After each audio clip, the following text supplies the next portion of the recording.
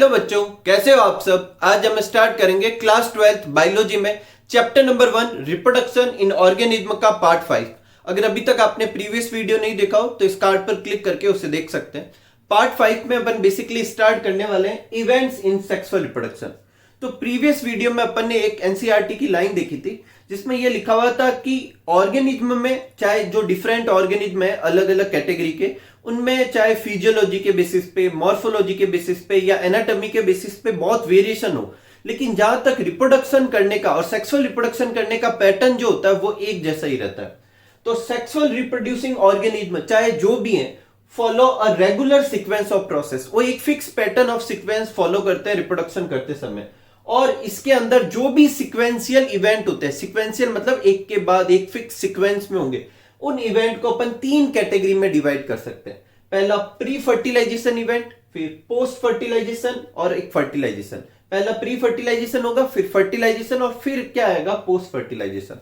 अब फर्टिलाइजेशन के बेसिस पर ही नाम क्यों दे रखे, क्योंकि फर्टिलाइजेशन जो होता है वो एक तरीके का विजिबल इवेंट है। मतलब फर्टिलाइजेशन की मेल और फीमेल गैमेट का फ्यूजन हुआ, लेकिन कुछ जो प्रोसेस होंगे इससे पहले होने लगते हैं, उनको अपन प्री फर्टिलाइजेशन इवेंट में रखेंगे।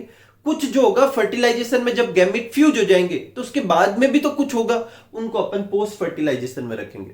आज के वीडियो में अपन प्री फर्टिलाइजेशन इवेंट को डिटेल में स्टडी करेंगे और नेक्स्ट वीडियो में अपन फर्टिलाइजेशन और पोस्ट फर्टिलाइजेशन को स्टडी करके इस चैप्टर को एंड करेंगे। तो स्टार्ट करते हैं पहला प्री फर्टिलाइजेशन इवेंट। देखो प्री फर्टिलाइजेशन इवेंट में क्या आते हैं, these include all the events of sexual reproduction before fusion of gamete.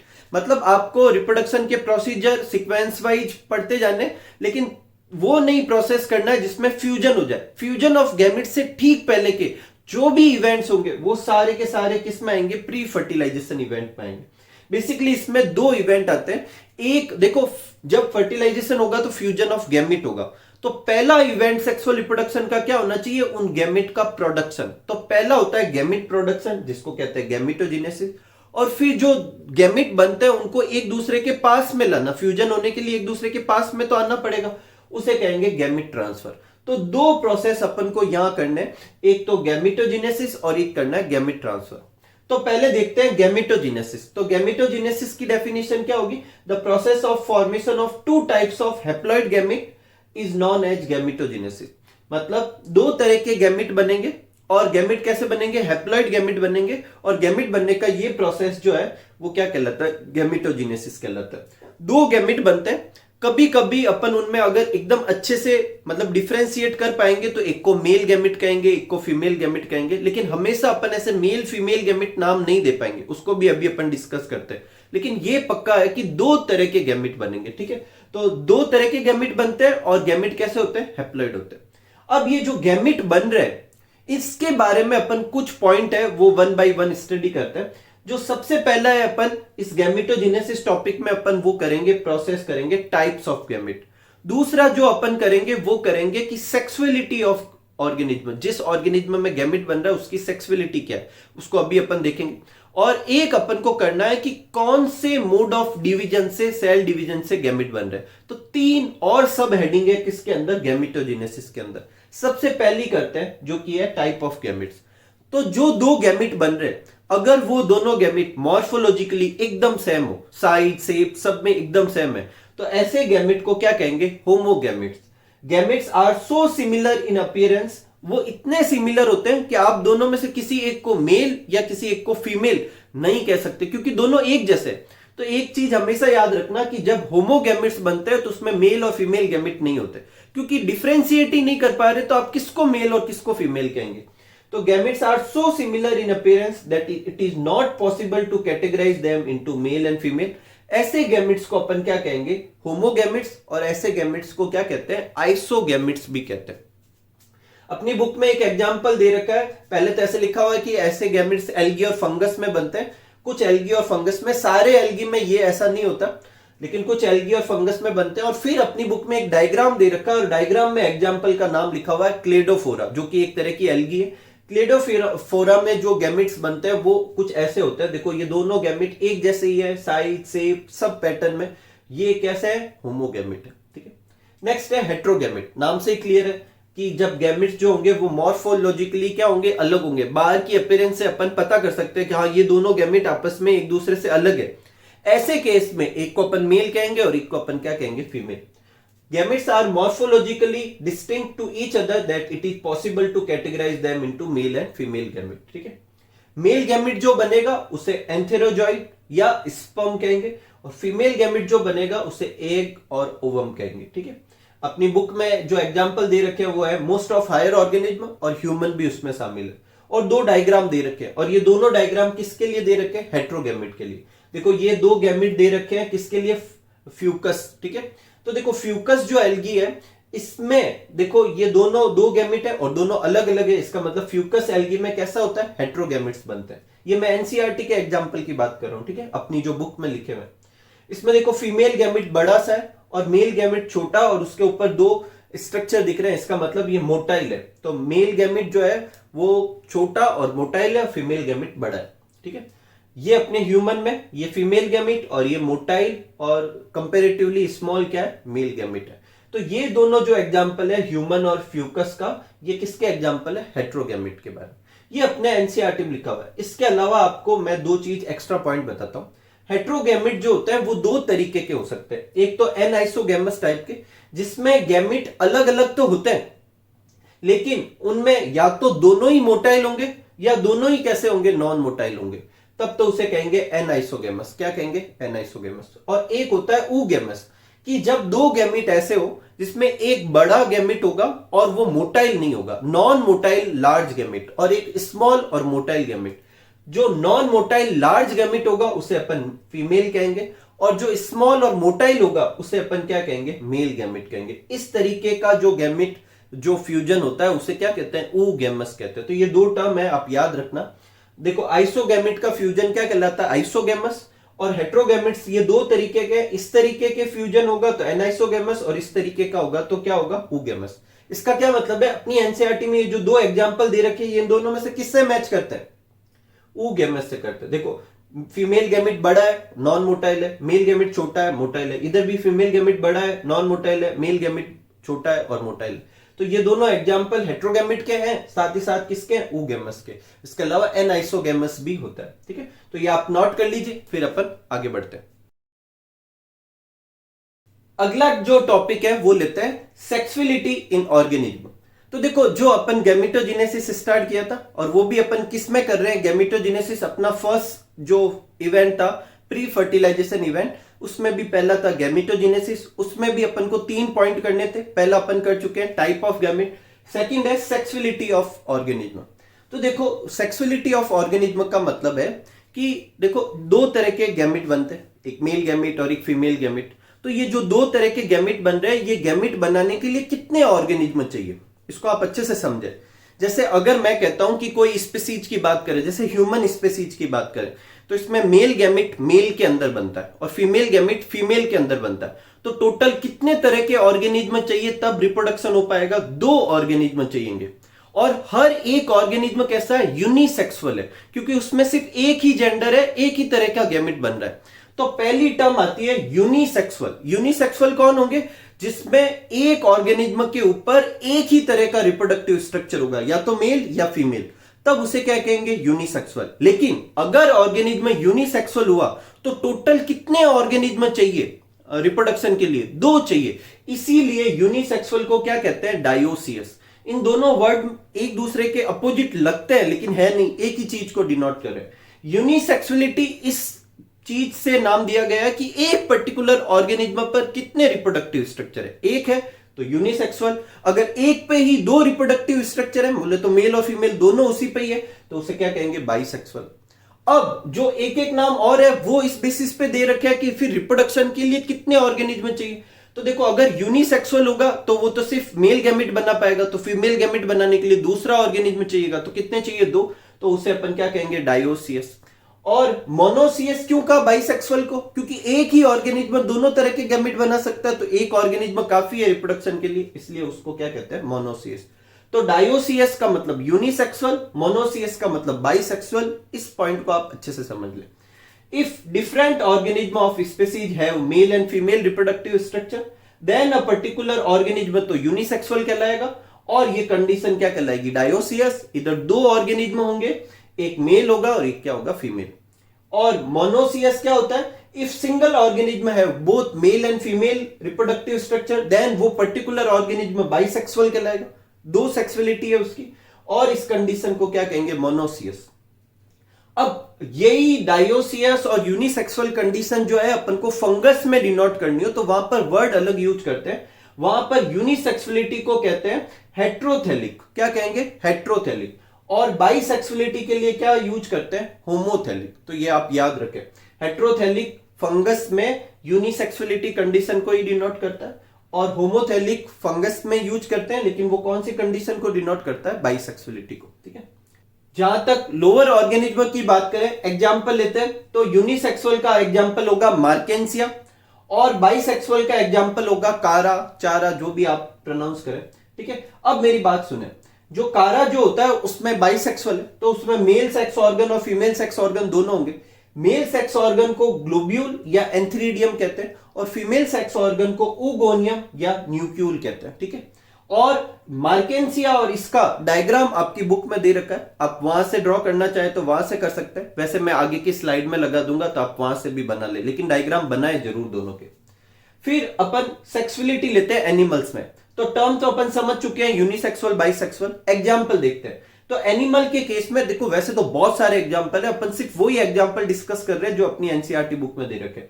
तो यूनिसेक्सुअल का एग्जांपल एक तो कॉकरोच दे रखा है, इसका डायग्राम भी बना हुआ है, वो बनाने की कोई नीड नहीं है, पर आप याद रखें कि कॉकरोच जो है वो यूनिसेक्सुअल है, और ह्यूमन भी कैसा होता है, यूनिसेक्सुअल। बाइसेक्सुअल ऑर्गेनिज्म के एग्जांपल अर्थवॉर्म दे रखे हैं, टैपवॉर्म दे रखा है, लीच दे रखा है, स्पंज दे रखा है। एक चीज, बाइसेक्सुअल एनिमल के लिए एक और टर्म यूज करते हैं, हर्मेफ्रोडाइट। तो हर्मेफ्रोडाइट जब भी टर्म यूज की जाए तो आप समझ लेना वो ऑर्गेनिज्म क्या है, बेसिकली बाइसेक्सुअल। ठीक है, अगर एंजियोस्पर्म प्लांट जिसमें फ्लावर बनते हैं, क्या बनते हैं, फ्लावर बनते हैं, तो उनमें अगर यूनिसेक्सुअल और बाइसेक्सुअल के अपन एग्जांपल देखते हैं। पहले देखते हैं कि फंगस जो एंजियोस्पर्म में यूनिसेक्सुअल प्लांट है उसके एग्जांपल, तो एक तो है पपैया और एक है डेट पाम। ठीक है, अब मेरी बात ध्यान से सुनना, यूनिसेक्सुअल होगा और एंजियोस्पर्म में जो रिप्रोडक्टिव स्ट्रक्चर होता है वो क्या होता है, फ्लावर। और यूनिसेक्सुअल है, इसका मतलब फ्लावर भी कैसा होना चाहिए, यूनिसेक्सुअल, या तो वो मेल गैमेट बनाना चाहिए या वो फीमेल गैमेट बनाना चाहिए। इसका मतलब यूनिसेक्सुअल प्लांट में फ्लावर भी कैसे होते हैं, यूनिसेक्सुअल होते हैं। उस फ्लावर में या तो सिर्फ स्टेमन होगा या उसमें सिर्फ क्या होगी, पिस्टिल होगी। जिसमें सिर्फ स्टेमन होता है उसे मेल फ्लावर कहेंगे, और उसके लिए वर्ड होता है स्टिमिनेट फ्लावर। और जिसमें सिर्फ पिस्टिल होगी उसे फीमेल फ्लावर कहेंगे, और उसे क्या कहेंगे, पिस्टिलेट फ्लावर। तो इस तरीके के यूनिसेक्सुअल फ्लावर होंगे किसमें, यूनिसेक्सुअल प्लांट में। और यूनिसेक्सुअल प्लांट के एग्जांपल क्या है, पपैया, डेट पाम वगैरह। फिर है बाइसेक्सुअल प्लांट। अब बाइसेक्सुअल प्लांट जो है वो दो तरीके से बाइसेक्सुअलिटी हो सकती है, या तो उसका हर एक फ्लावर खुद बाइसेक्सुअल हो, मतलब एक ही फ्लावर में मेल और फीमेल दोनों रिप्रोडक्टिव स्ट्रक्चर हो, फ्लावर में पिस्टिल और ये स्टेमन दोनों, तो अभी वो फ्लावर बाइसेक्सुअल है, तो ऑब्वियस थिंग है वो प्लांट भी कैसा होगा, बाइसेक्सुअल। और दूसरा तरीका है, उस प्लांट पे फ्लावर तो यूनिसेक्सुअल लगते हैं, लेकिन एक ही प्लांट पे दोनों यूनिसेक्सुअल फ्लावर लग जाते हैं। मतलब कुछ फ्लावर पिस्टिलेट टाइप के होंगे और कुछ फ्लावर कैसे होंगे, स्टेमिनेट टाइप के होंगे। तो एक ही प्लांट पे दोनों तरह के फ्लावर लग रहे हैं, हालांकि वो फ्लावर तो यूनिसेक्सुअल है, लेकिन दोनों तरह के यूनिसेक्सुअल लग रहे हैं, इसलिए प्लांट कैसा हो गया, बाइसेक्सुअल हो गया। तो बाइसेक्सुअल होने के दो तरीके, या तो उसका फ्लावर यूनिसेक्सुअल हो पर दोनों यूनिसेक्सुअल फ्लावर होने चाहिए एक प्लांट पे ही, और या फिर हर फ्लावर भी कैसा हो, बाइसेक्सुअल। तो बाइसेक्सुअल और विथ यूनिसेक्सुअल फ्लावर के एग्जांपल है कुकर बीट्स और कोकोनट। और बाइसेक्सुअल और बाइसेक्सुअल फ्लावर मतलब प्लांट भी बाइसेक्सुअल और फ्लावर भी बाइसेक्सुअल, इसका एग्जांपल स्वीट पोटैटो। ये डायग्राम में दे रखा है आपको एग्जांपल, तो वहां से आप नोट करना और याद भी करना, ठीक है। और ये याद रखना है, पिस्टिलेट और स्टिमुलेट ये यूनिसेक्सुअल फ्लावर के नेम है।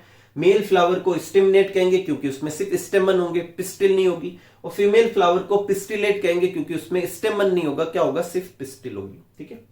नेक्स्ट है सेल डिवीजन कैसा होगा गैमेट फॉर्मेशन को, तो इसको आपको समझना है। देखो गैमेट जो होते हैं वो हमेशा हैप्लॉइड होते हैं। हैप्लॉइड क्या है, डिप्लॉइड क्या है, ये मैंने फर्स्ट वीडियो में आपको अच्छे से समझाया था। तो जो हैप्लॉइड होते हैं वो हाफ सेट ऑफ क्रोमोसोम रखते हैं, तो गैमेट हमेशा कैसे होते हैं, हैप्लॉइड होते हैं। पहली चीज ये याद रखनी। ऑर्गेनिज्म जो है वो हैप्लॉइड भी हो सकता है, डिप्लॉइड भी। जैसे अपन कैसे हैं, डिप्लॉइड ऑर्गेनिज्म है। लोअर एल्गी, फंगस, ये जो होते हैं वो कैसे होते हैं, हैप्लॉइड होते हैं। तो ऑर्गेनिज्म तो हैप्लॉइड भी हो सकता है, डिप्लॉइड भी हो सकता है, लेकिन दोनों ही तरह के ऑर्गेनिज्म में जो गैमेट बन रहे हैं वो हमेशा हैप्लॉइड होंगे। एक चीज तो ये क्लियर हुई। डिवीजन दो तरह के होते हैं, एक होता है माइटोसिस और एक होता है मियोसिस। मियोसिस से प्लॉइडी चेंज होती है। मियोसिस डिप्लॉइड को हैप्लॉइड में कन्वर्ट करता है। माइटोसिस जो है हैप्लॉइड को हैप्लॉइड में रखेगा, डिप्लॉइड को डिप्लॉइड में रखेगा। ठीक है, तो अब मेरी बात ध्यान से सुनना। अपन को ऑर्गेनिज्म तो डिप्लॉइड हैप्लॉइड कुछ भी हो सकते हैं, लेकिन गैमेट जो होते हैं हमेशा हैप्लॉइड होते हैं, तो अपन को हैप्लॉइड गैमेट ही बनाने पड़ेंगे। ठीक है, तो अगर ऑर्गेनिज्म 2n है मतलब डिप्लॉइड है और गैमेट अपन कैसा बनाना चाह रहे हैं, हैप्लॉइड, तो अपन कौन सा डिवीजन करवाएंगे, मियोसिस करवाएंगे, क्योंकि मियोसिस ही 2n को किस में कन्वर्ट कर सकता है, n। तो अगर ऑर्गेनिज्म डिप्लॉइड है तो उसमें गैमेट बनते समय कौन सा डिवीजन होगा, मियोसिस। लेकिन अगर ऑर्गेनिज्म हैप्लॉइड है तो उसमें गैमेट बनते समय कौन सा डिवीजन होगा, माइटोसिस। ठीक है, तो एक तो ये चीज क्लियर होगी कि गैमेट तो माइटोसिस से भी बन सकते हैं और मियोसिस से भी बन सकते हैं। मियोसिस से कब बनेंगे, जब ऑर्गेनिज्म खुद कैसा होगा, डिप्लॉइड। और माइटोसिस से कब बनेंगे, जब ऑर्गेनिज्म खुद कैसे है, पहले से ही हैप्लॉइड ही है, तो फिर माइटोसिस होगा तो हैप्लॉइड के हैप्लॉइड ही रहेंगे। एक जो डिप्लॉइड ऑर्गेनिज्म होते हैं उनमें गैमेट बनाने के लिए स्पेशल टाइप की सेल होती है जिसको कहते हैं मियोसाइट। अब मियोसाइट ही क्यों कहते हैं, क्योंकि इन सेल से गैमेट बनेंगे और गैमेट बनाने के लिए क्या करना पड़ता है, मियोसिस, इसलिए इनको क्या कहते हैं, मियोसाइट्स कहते हैं। एग्जाम्पल क्या होंगे, टेरिडोफाइट, पी मतलब टेरिडोफाइट, जगह कम थी इसलिए शॉर्ट में लिखा, पूरा नाम लिख देना। Pteridophyte, gymnosperm, angiosperm, most of the animals जिसमें ह्यूमन भी शामिल है, उसमें वो खुद कैसे होते हैं, डिप्लॉइड होते हैं। तो मियोसिस से क्या बनता है, गैमेट बनते हैं। और जो लोअर ऑर्गेनिज्म है, मोनेरा, फंगाई, एल्गी, ब्रायोफाइट्स, ये खुद कैसे होते हैं, most of the organism in category के जो होते हैं वो हैप्लॉइड होते हैं। तो फिर माइटोसिस से क्या बनते हैं, गैमेट बनते हैं। अब एक चीज, जब मियोसाइट से गैमेट बनेंगे तो गैमेट में क्रोमोसोम के नंबर और मियोसाइट में क्रोमोसोम के नंबर में रिलेशन हो गया, क्योंकि मियोसाइट तो डिप्लॉइड है और गैमेट कैसी है, हैप्लॉइड है। तो गैमेट में जो क्रोमोसोम होंगे वो मियोसाइट के क्या होंगे, हाफ होंगे। जैसे ह्यूमन की जो मियोसाइट होती है, गैमेट मदर सेल जो होती है, उसमें 46 क्रोमोसोम होते हैं। क्यों, क्योंकि अपनी हर सेल में 46 ही होते हैं। लेकिन जब गैमेट बनेंगे तो उसमें क्रोमोसोम कितने रह जाएंगे, 23, सिर्फ हाफ सेट ही आएगा। तो 46 का कितना रह गया, हाफ रह गया। तो मियोसाइट में अगर मैं कहता हूं 100 क्रोमोसोम है तो गैमेट में कितने होंगे, 50। और अगर मैं कहूंगी गैमेट में 25 क्रोमोसोम है तो फिर मियोसाइट में कितने होंगे, डबल होंगे। अपनी बुक में बहुत सारे ऑर्गेनिज्म के वो दे रखे हैं, क्या कहते हैं, मियोसाइट में कितने क्रोमोसोम है और उनकी गैमेट में कितने, वो मैं आगे की स्लाइड में प्रोवाइड करा रहा हूं, आप वहां से नोट कर लीजिए। ठीक है, तो पहले आप ये नोट कर लीजिए, फिर अपन आगे बढ़ते हैं।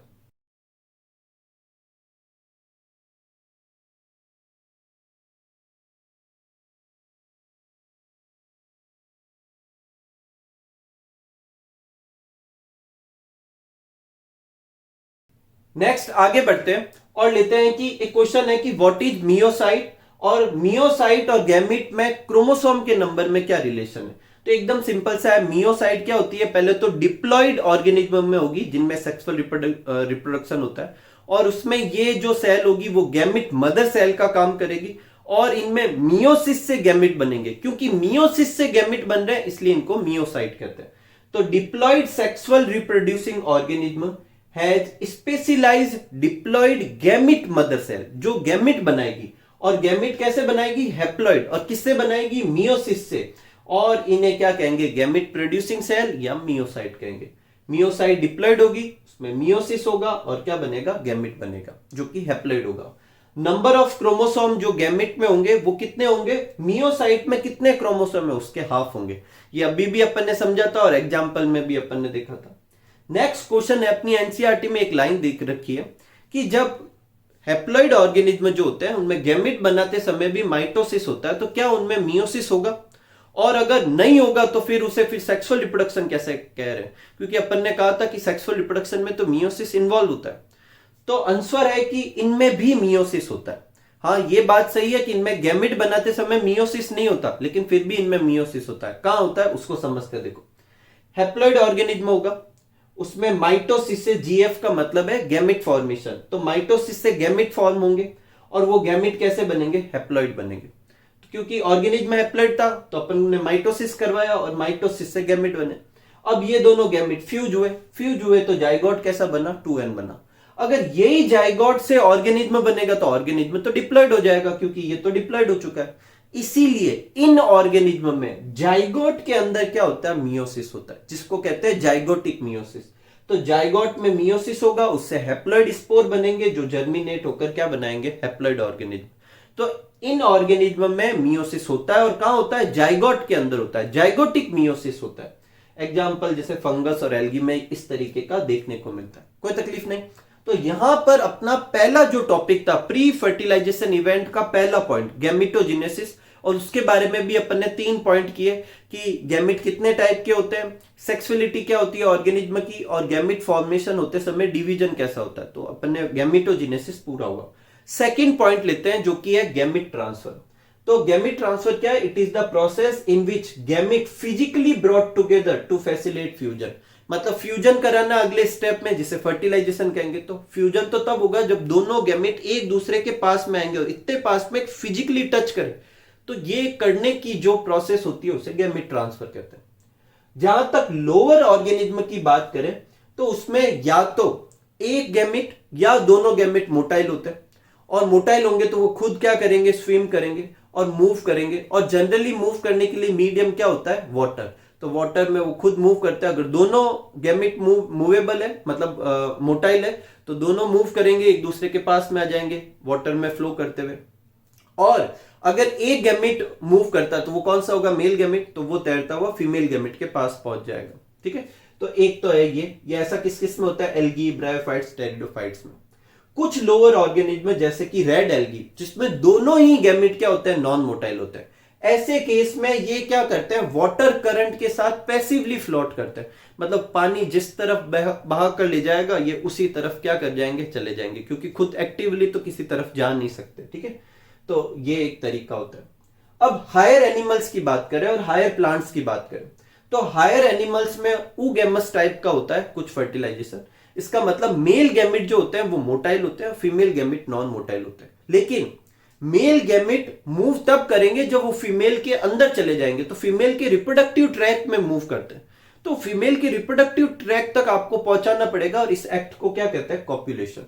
तो कॉप्युलेशन से मोटाइल मेल गैमेट को क्या करते हैं, फीमेल रिप्रोडक्टिव ट्रैक के अंदर डाल दिए जाते हैं, और वहां वो खुद एक्टिवली मूव करके फीमेल गैमेट तक पहुंच जाते हैं। हायर प्लांट की बात करें अपन तो उसमें जो दोनों गैमेट होते हैं, मेल और फीमेल दोनों ही गैमेट, दोनों ही मोटाइल नहीं होते, नॉन मोटाइल होते हैं। तो वो एक दूसरे के पास में कैसे जाएंगे, तो ऐसे केस में क्या होता है, मेल गैमेट जो होते हैं वो मेल गैमेटोफाइट के अंदर बनते हैं। और मेल गैमेटोफाइट हायर प्लांट या एंजियोस्पर्म में होते हैं पॉलन ग्रेन। पॉलन ग्रेन को आप गैमेट ना समझे, गैमेट तो उनके अंदर बाद में बनेंगे।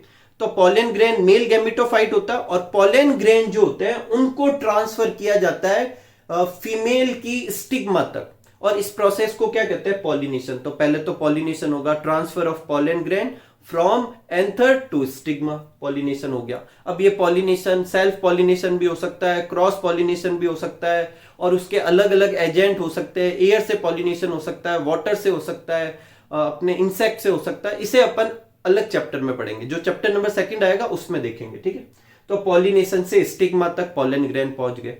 वहां पर पॉलन ग्रेन क्या करेंगे, जर्मिनेट करेंगे और पॉलन ट्यूब बनाएंगे।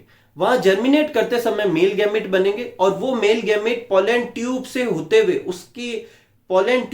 हुए कहां तक पहुंच जाएंगे, फीमेल गैमेट तक। तो ये रहता है ट्रांसफर ऑफ गैमेट का तरीका। एक चीज जो 2 तरह के क्वेश्चन पूछे जा सकते हैं, एक पूछे जाता है कि जनरली मेल गैमेट जो है वो ज्यादा क्यों बनाए जाते हैं फीमेल गैमेट के कंपेयर में, और एक ये पूछा जाता है कि जब अपने ट्रांसफर किए जाते हैं अपने मेल गैमेट फीमेल के लिए, तो वो वाटर में अगर डिस्चार्ज करेंगे तो जरूरी थोड़ी है वो फीमेल गैमेट की तरफ ही जाए, वो कहीं और भी जा सकते हैं। तो बहुत सारे मेल गैमेट जो होंगे वो लॉस हो जाएंगे, मतलब वो कुछ काम ही नहीं आएंगे। तो इसको कंपनसेट करने के लिए क्या करते हैं, तो जो ज्यादातर ऑर्गेनिज्म जो होते हैं वो मेल गैमेट फीमेल गैमेट के कंपेयर में बहुत ज्यादा गुना बनाते हैं। अपनी बुक में लिखा हुआ है several thousand times male gamete बनाए जाते हैं फीमेल गैमेट के कंपेयर में। और ये क्यों बनाए जाते हैं, ये चांसेज ऑफ फर्टिलाइजेशन भी बढ़ाते हैं, और वो जो लॉस, मतलब बहुत सारे गैमेट का लॉस हो जाएगा, उसे कंपनसेट करेंगे। तो एक लाइन है, to compensate loss of male gamete during transportation the number of male gamete is several thousand times to female gamete. तो इससे रिलेटेड कोई क्वेश्चन आए तो ये लाइन लिखनी। इसी के साथ अपना प्री फर्टिलाइजेशन वाला टॉपिक जो था वो पूरा होता है। नेक्स्ट वीडियो में अपन फर्टिलाइजेशन और पोस्ट फर्टिलाइजेशन इवेंट करेंगे और इस चैप्टर को कंप्लीट करेंगे। तो मिलते हैं अगले वीडियो में, तब तक आप सब लोग खूब सारा हार्डवर्क कीजिए, खूब खुश रहिए, खूब मस्त रहिए। Thank you for watching.